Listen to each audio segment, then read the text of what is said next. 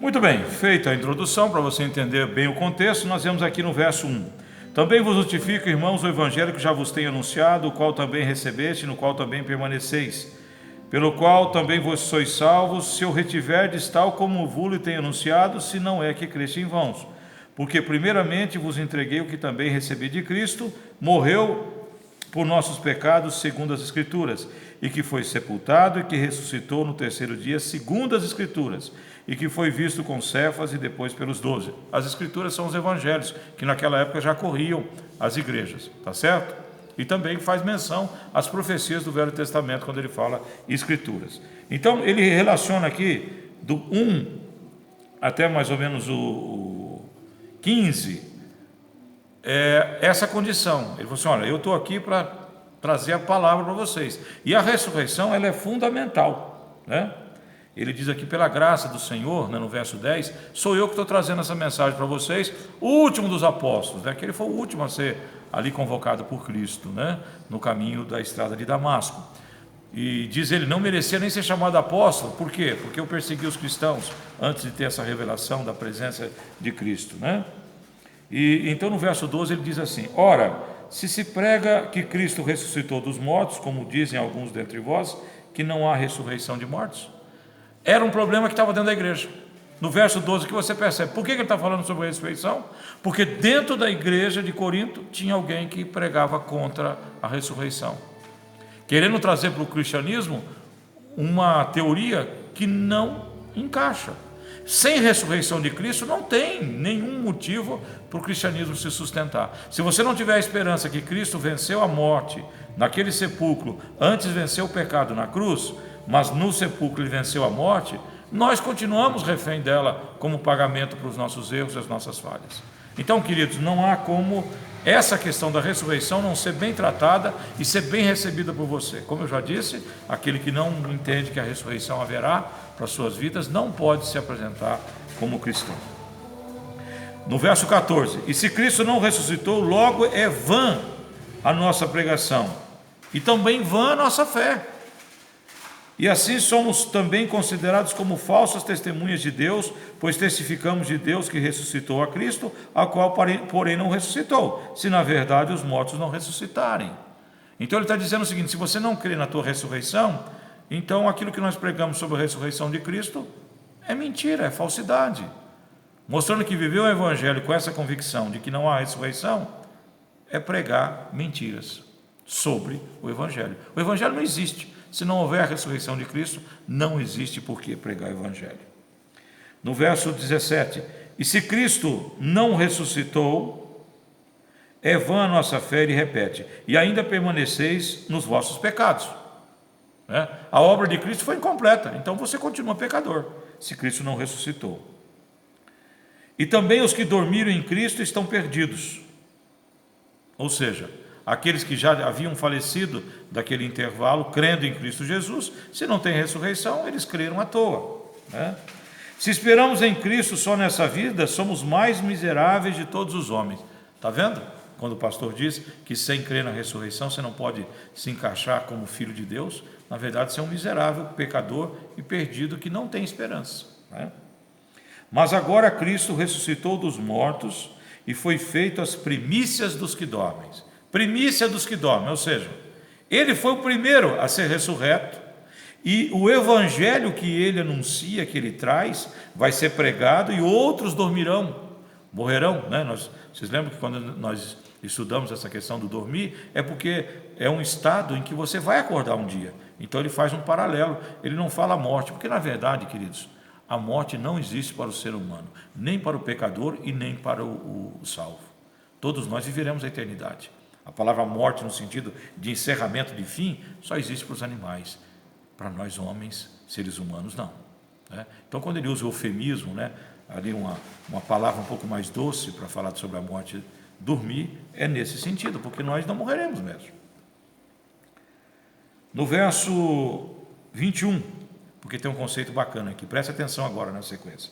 Porque assim como a morte veio por um homem, também a ressurreição dos mortos veio por um homem.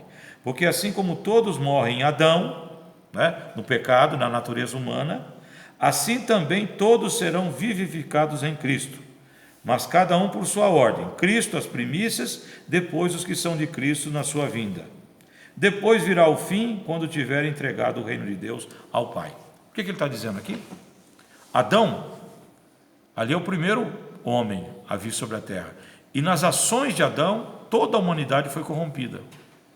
Aí vem o segundo Adão, que é Cristo. Cristo é tratado como o segundo Adão. Por quê? Porque ele também foi criado por Deus de uma maneira excepcional. Reinicia algo na existência humana, mostrando que era possível que Adão não tivesse pecado. Ele é o Adão perfeito. Mas perfeito porque ele dominou essa natureza humana. Não porque ele foi obrigado a isso. Tanto que ele teve as suas tentações, teve seus momentos de preparo, e só na presença do Espírito Santo verdadeira de Cristo, que ele teve com o Pai, através das suas orações, dos seus jejuns, e o Espírito Santo então lhe fortalecendo, é que a natureza humana dele permaneceu fiel e ele não pecou.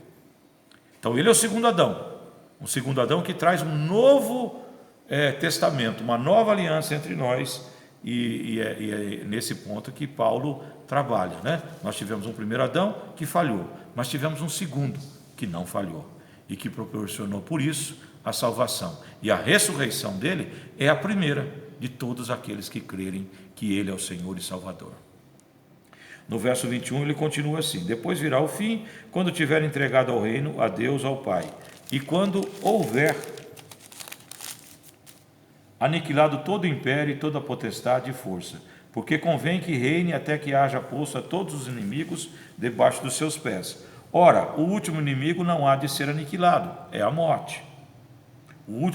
Ora, o último inimigo que há de ser aniquilado é a morte.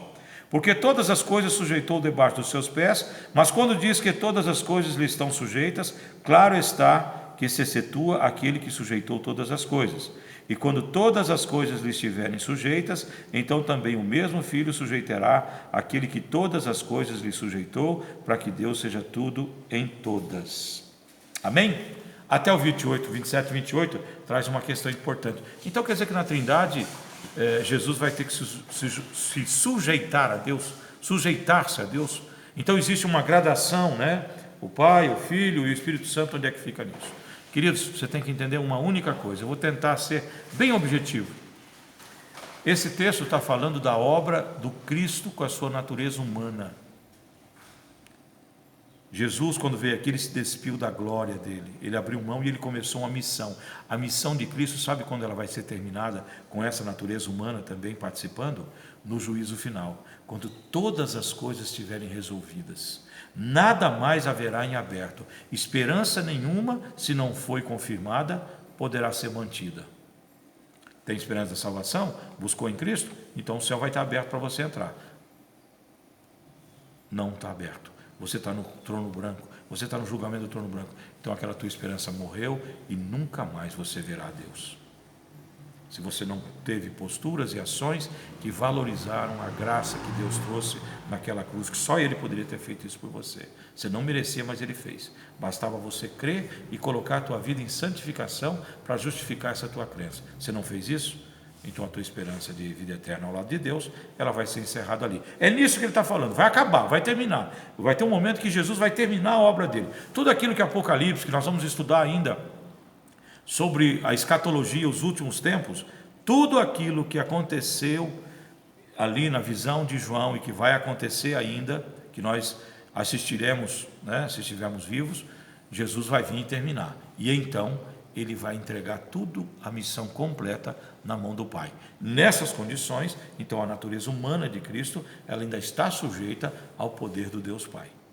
A partir do momento que nós viveremos na glória, então Jesus termina essa missão, a sua parte humana, ela deixa de ter aquela ocupação e aquela função que Deus lhe deu, e ele passa então a ser o noivo da igreja, e lá no céu nós viveremos com a ação permanente da Trindade.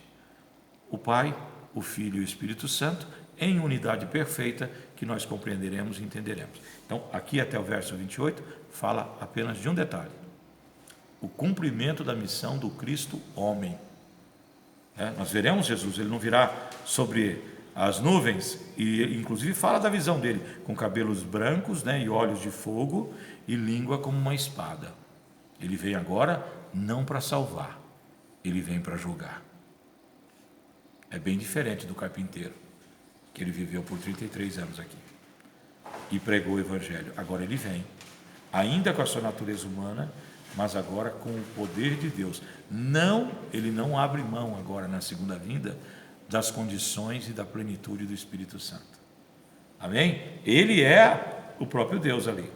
E a parte encarnada dele está envolta nessa natureza também, que é um pouco diferente daquilo que ele viveu quando ele estava aqui. Pode parecer complexo, mas não é. Para pensar um pouquinho. Ele veio e tinha que viver aqui de uma maneira em que provasse para mim e para você que nós temos condições de viver sem pecado. Ele fez isso. Cumpriu, morreu, ressuscitou, passou mais 40 dias, foi para a glória com o Pai. Agora, quando ele voltar, ele não tem que mais provar para mim e para você que na natureza humana eu posso ser ainda obediente a Deus. Ele vem agora como Deus, como Cristo encarnado, mas com todos os atributos de Deus na volta dele, tá? O que Paulo está ensinando é que até ele terminar esse momento, ele ainda vai estar usando essa natureza humana de tal forma que estará sujeito à presença do Pai, à unção do Pai e ao poder do Pai, tá bom? Então fiquem com esse vídeo aqui agora, já deu 11 minutos, e eu vou gravar mais um encerrando então o capítulo 15, tá bom?